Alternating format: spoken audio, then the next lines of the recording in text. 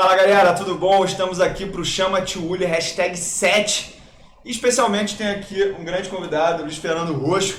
Como vocês sabem, eu todo dia boto aí no meu primeiro story uma pergunta e a galera vai batendo pergunta lá. A gente seleciona aqui 3 aleatoriamente e responde para vocês. Vamos começar aqui com a primeira, deixa eu abrir aqui meu Instagram. Vou botar pro Roxo responder a primeira, tá? Para botar ele já no fogo da brasa. Tiúlio, como se manter sempre motivado? Hoje eu tô numa nhaca, me ajuda aí.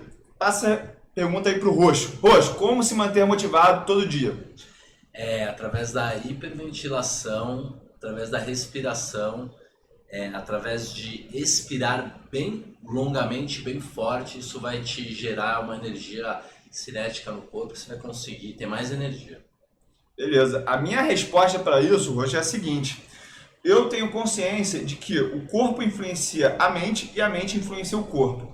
Então, se você pega a tua mente numa marcha lenta, o que você pode fazer efetivamente para mudar isso? Chega e toma um banho gelado, isso aí vai liberar algumas químicas no teu corpo que vão alterar realmente o teu estado físico. Você pode dar uma corrida de alta intensidade, 10 minutos já vai mudar. Veja se você está bem hidratado, alimentado e descansado, porque ninguém é super-homem também, né? Se você estiver cansado, você não vai ter uma boa performance mesmo.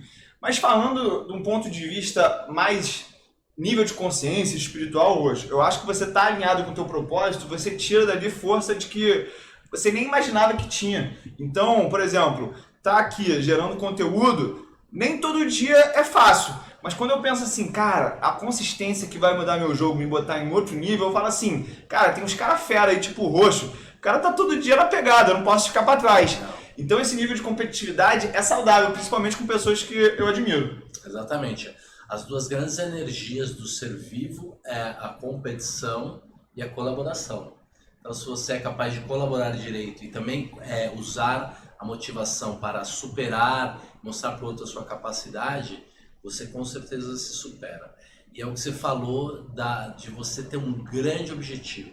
Se o seu objetivo é gigante, ganhar tanto, ter uma empresa com tal impacto, seja o objetivo gigante que você tiver, aí você não consegue ficar dormindo porque o objetivo é grande demais, você precisa se mexer. Perfeito, galera. Vamos para a segunda pergunta do dia aqui, que é a seguinte. Deixa eu procurar.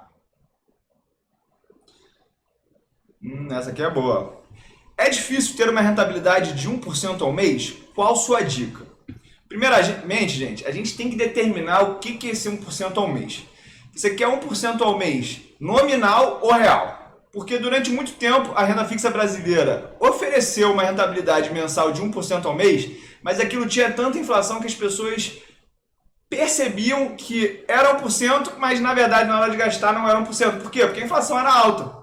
Então, eu acho que o principal caminho para você alcançar 1% ao mês é entender que esse resultado é errático. Ou seja, na média você pode ter 1% ao mês, mas vai ter mês com rentabilidade negativa, rentabilidade positiva. E o principal caminho para você chegar nisso aí é o seguinte, se manter vivo no jogo. Porque as pessoas esquecem de falar que o viés da sobrevivência é muito importante na hora de analisar resultados passados. Porque se você morreu no meio do caminho, você não consegue compor aquela taxa para ter aquele resultado de 1% ao mês em média.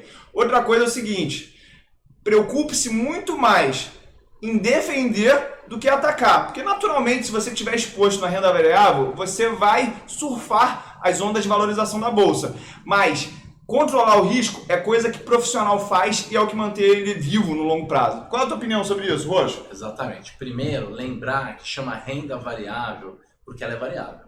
Então você pode esperar um retorno de 12 ao ano, na média, depois de alguns anos, mas conseguir tirar constantemente todos os meses 1% ao mês é totalmente diferente de ter um retorno médio de 12% ao ano depois de alguns anos. Segundo, como não existe nada sem risco hoje que renda mais do que 5%, 5 e pouco, inclusive tem que descontar a inflação, você vai precisar correr risco. E o risco pressupõe volatilidade. Então, se você garantidamente vai ter volatilidade na sua carteira, você não pode garantir que você vai ter ganho todos os meses. Se você estiver disposto a correr o risco e tiver disposto ao retorno de 1% ao mês ser um retorno anualizado depois de um certo número de anos, é só você seguir o que a gente faz, correr risco da maneira certa, diversificar da maneira certa, que você consegue. Beleza, muito boa. E para a terceira pergunta aqui, para a gente finalizar esse Chama Tchuli, #7, gente, eu vou fazer aqui uma pergunta que primeiro vai para o Roxo. Quando alguém te pergunta qual a sua profissão, o que você fala, Roxo? Eu falo professor.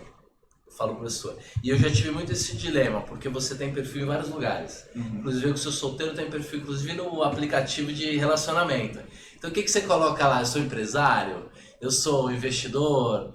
E sempre que eu coloco professor, por incrível que pareça, fica interessante. Então, por mais que eu seja sócio de várias empresas, por mais que seja empreendedor, por mais que eu invista dinheiro há muitos anos, eu continuo me definindo como professor. E você? Cara, eu me defino como investidor. Por quê? Eu estou sempre olhando as oportunidades que vão permitir que 10 mil reais se transformem em 20 mil reais, 15 mil reais. A minha cabeça ela funciona sempre nessa lógica de como eu vou transformar um valor numa riqueza. Exatamente. E por que eu não curto muito criptomoeda?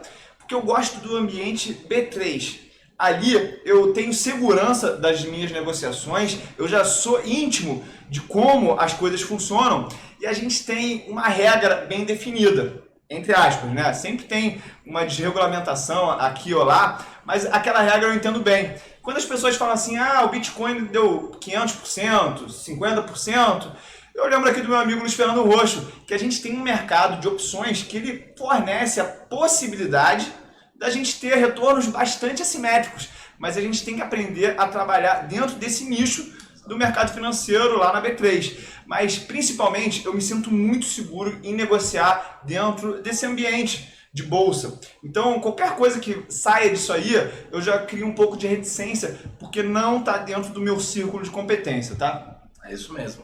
Eu também nunca negociei criptomoeda, me sinto muito confortável operando na Bolsa Brasileira e nas bolsas americanas. E você tem razão, talvez eu comece a me definir como investidor. De qualquer maneira, foi ser professor que pagou minhas contas, boa parte das minhas contas até hoje. Eu vou mencionar aqui uma frase do meu pai, sempre quando alguém contradizia alguma coisa que ele fez, ele falava assim, eu não sou estático. Então, gente, fica aqui uma lição. Roxo não é estático, eu não sou estático, porque nós somos seres em constante evolução. Claro. Tanto como investidor, eu aqui como professor, tentando passar algum tipo de conhecimento para as pessoas, e eu conto com vocês aí, dê um clique, curtindo, comentando quais perguntas mais você quer que eu responda. E obrigado, Roxo, obrigado pela sua participação aqui, tamo junto, tá?